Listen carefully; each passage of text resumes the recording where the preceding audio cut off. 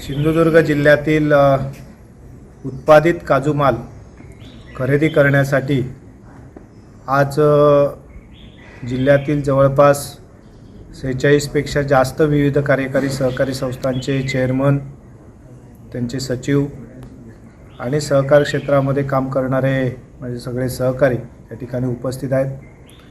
त्याचबरोबर या जिल्ह्यातील काजू कारखानदारसुद्धा आणि त्यांचे प्रतिनिधीसुद्धा या ठिकाणी उपस्थित आहेत। खरं तर या जिल्ह्यातील काजू जो उत्पादित होतो आहे तो उत्पादित काजू योग्य पद्धतीने योग्य बाजारभावाने खरेदी झाला पाहिजे आणि वेळच्या वेळी शेतकऱ्याला त्याचं योग्य मोबदला मिळाला पाहिजे।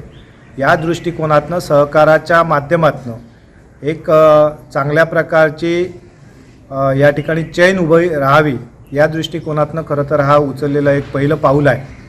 आणि आज या सगळ्याच सहकारी संस्थांच्या चेअरमन, त्यांच्या पदाधिकारी यांच्याबरोबर चर्चा केल्यानंतर जवळपास 26-27 पेक्षा जास्त विकास सहकारी संस्थांनी या कार्यपद्धतीसाठी आपलं सहमती दर्शवलेली आहे।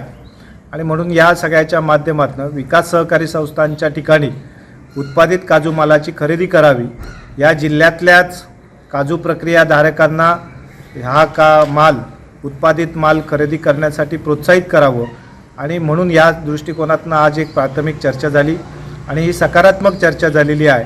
या संदर्भात 16 तारीखला या जिल्ह्यातील सगळ्याच काजू प्रक्रियाधारकांबरोबर एक चर्चा होईल आणि त्याच्यानंतर त्याची ताबडतोबीने अंमलबजावणी करून या जिल्ह्यातील विकास सहकारी संस्थांच्या माध्यमातून त्या ठिकाणी केंद्र तयार करून आपल्याला उत्पादित काजू माल शेतकऱ्यांचा त्या गावामध्ये खरेदी करण्यासाठीचा प्रयत्न या ठिकाणी चालू केला जाईल।